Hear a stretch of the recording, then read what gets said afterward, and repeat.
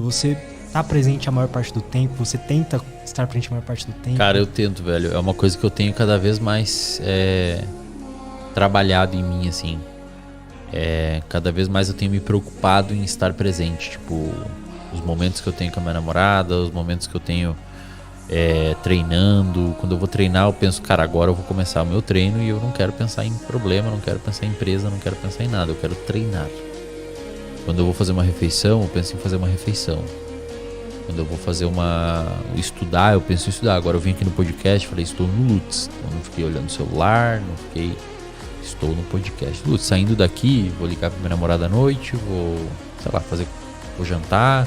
Na verdade, eu tenho mais 2 refeições pra bater ainda. E vou estar focado naquilo ali, entendeu? Então eu tenho um planejamento futuro, mas eu tento enquanto não chega esse futuro, eu tento me concentrar no que eu tô fazendo agora. O James Scott mandou o seguinte: é verídico dizer que podemos, aí ele botou entre aspas, esvaziar a mente? Eu amo meditação, porém não consigo manter a mente vazia. Em um momento ela volta a sentir o que estava sentindo, ou eu sinto que ela está bagunçada. É possível esvaziar a mente? Cara, James, é difícil, tá? Como é o nome dele? James Scott. James Scott. Parece nome de ator americano. James Scott, é difícil, cara. Assim, existe uma forma de meditação chamada atenção plena. Eu sugiro que você faça ela, tá? Atenção plena é o oposto do que seria meditação esvaziar a mente. A atenção plena é você focar em alguma coisa. Então você pode botar no YouTube áudio atenção plena,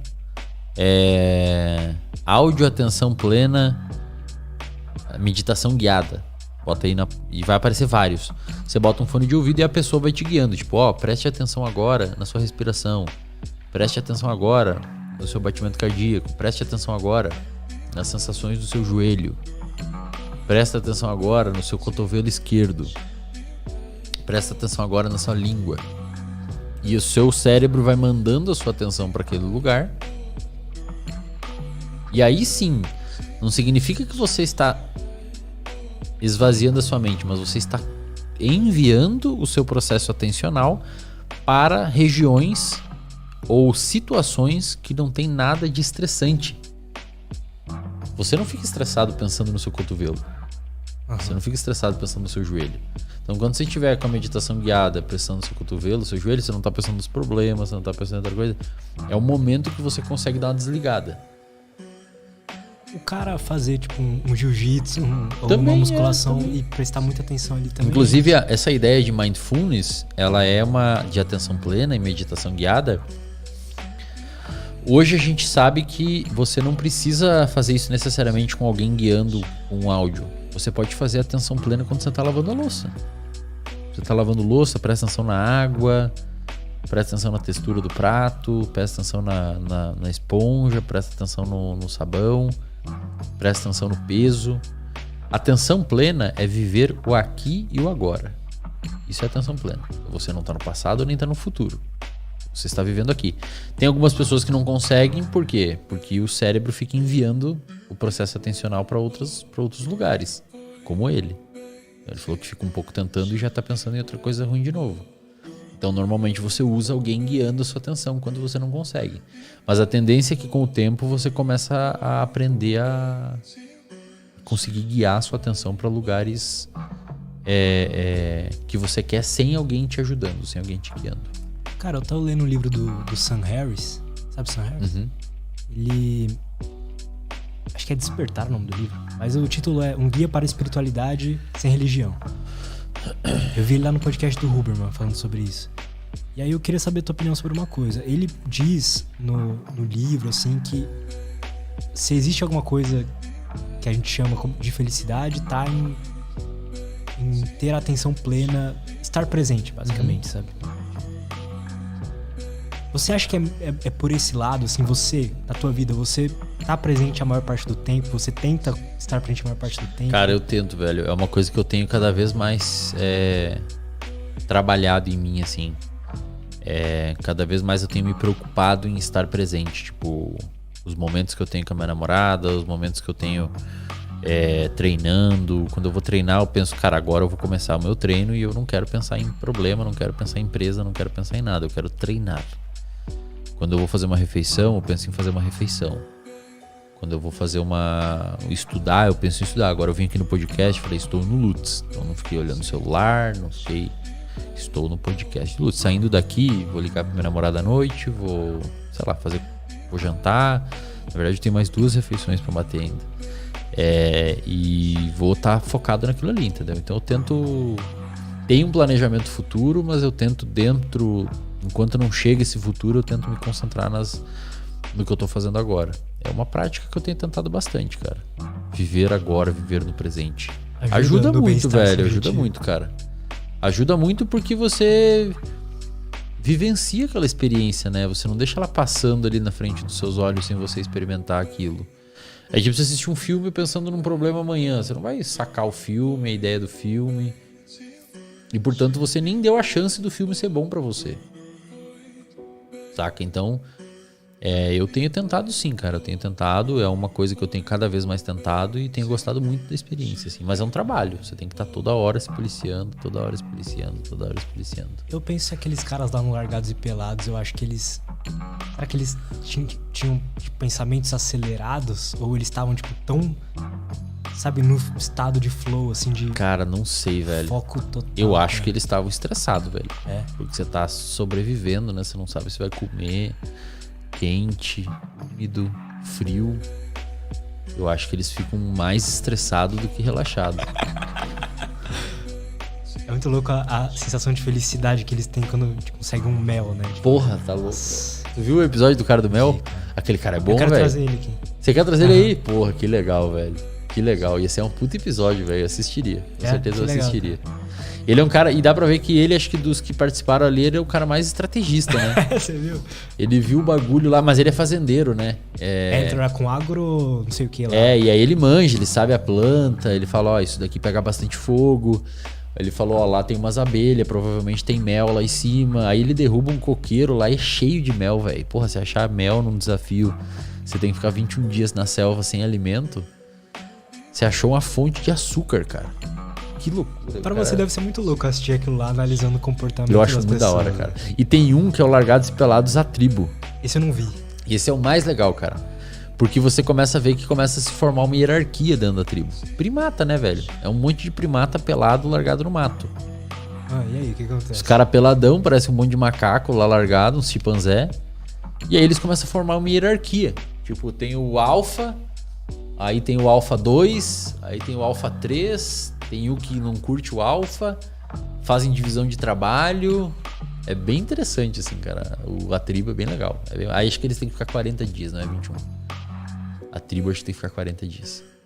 Cara, é tempo pra caralho, velho. 21 dias é muito tempo, velho. A galera não saca, mas 21 dias no mato, só com facão, uma pederneira e uma panela, é muito dia, velho. E os caras, tem gente que fica 21 dias sem comer.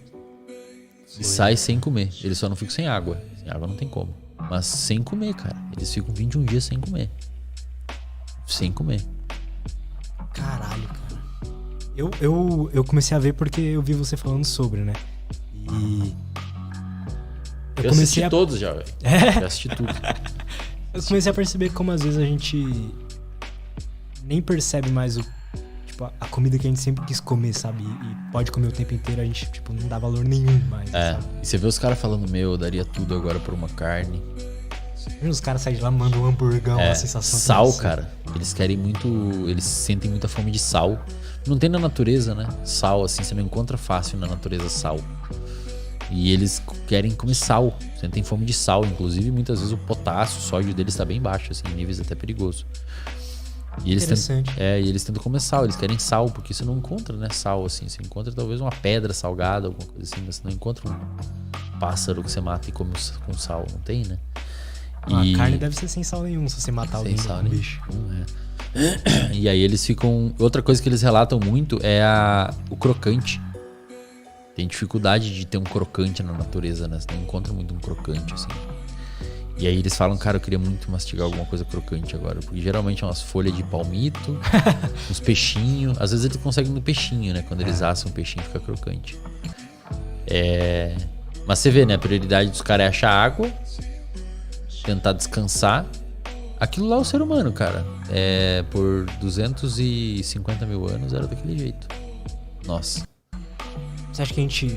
250, cara, 1000 anos. A gente nem sabe o que é isso. Você não consegue calcular 250 mil anos na sua cabeça, tipo 250. Você não sabe quanto é 250 mil anos. Tenta pensar em 250 mil anos. Tenta pensar, cara. É impossível. Tô tentando voltar. Tipo, você vive 80, cara. Pensa. 250 mil. Daí você começa a ficar com dor de cabeça. Você pensa, bom, 200, mas são 250 mil mils. Tipo, 1.000, 250 vezes 1.000. Eu vivo 80. Então eu não consigo nem imaginar direito. Eu consigo imaginar 1.000. Mas era tão estressante assim? Era, cara. Porque ali, tipo, eles não tiveram tempo de criar uma base. Não, né, depois sim, né? Mas é que aí que tá. Por muitos anos, por muitos milênios, o ser humano não vivia em tribo, né? Eles eram caçadores-coletores. Então eles A época do caçador-coletor não... Eles eram nômades, né? Eles podiam viver um pouquinho, mas você vê que no Largados e Pelados eles andam, né? Eles ficam um pouquinho aqui, aí acaba os peixes naquele rio, a caverna não tem mais não sei o quê, ou tem muito bicho, inseto, eles migram lá pro outro lado do terreno. Aí eles ficam lá 5, 6 dias, migram lá pro outro lado. Começou-se a viver em uma civilização agrupada, permanente, que aí dizem que a gente inventou o sedentarismo, quando surgiu a agricultura. Foi mais ou menos a que as estimativas indicam 20 mil anos atrás. O primeiro Homo sapiens, o primeiro Homo sapiens, tem registro... A espécie Homo a espécie Homo faz muito tempo. Na verdade, os hominídeos, né, australopithecus, etc., tem milhões de anos. O Homo sapiens, que a gente caracterizamente sabe que era o mais parecido com nós hoje, ele tem mais ou menos, nos fósseis mais antigos, uns 250 mil anos, 300 mil anos. A agricultura foi descoberta há 20 mil. Então, 220 mil anos foi igual o Largados e Pelados, migrando lá, migrando aqui, indo lá, morria com 25 anos. Pequenos grupos. Pisava num bagulho, infeccionava, morria caía os dentes com 30, morria com 40. Pequenos grupos, 5, 6. Tinha um filho, morria no parto, morria a mãe e o filho. E assim ia indo, cara. Era o jeito que dava. Conseguia uns alimentos aqui, morria de fome, um ali caía e era mais fraco, tinha que ser abandonado, porque tinha bicho que vinha à noite. Aí, com a agricultura, com o advento da agricultura, alguns desses hominídeos lá do início pensaram assim: peraí, mas aquela laranja que eu joguei aqui nasceu um pé. E a ovelha, se eu deixo junto ali, ela se reproduz e nasce outra ovelhinha. Eles falaram, então quem sabe a gente não precisa ficar andando pra lá e pra cá. A gente pode plantar e cultivar animais também. E aí surgiu a agricultura. Então agora a gente vive em comunidade, divide trabalho. Isso é muito foda, cara. Divide trabalho numa comunidade. Então você vai ter que cuidar das plantas, dos limões e das coisas. Você vai ter que cuidar das ovelhas. E aí viram que dava pra usar a lã da ovelha pra não sei o que. E assim foi pulverizando tudo. E a gente tá aqui falando numa câmera hoje.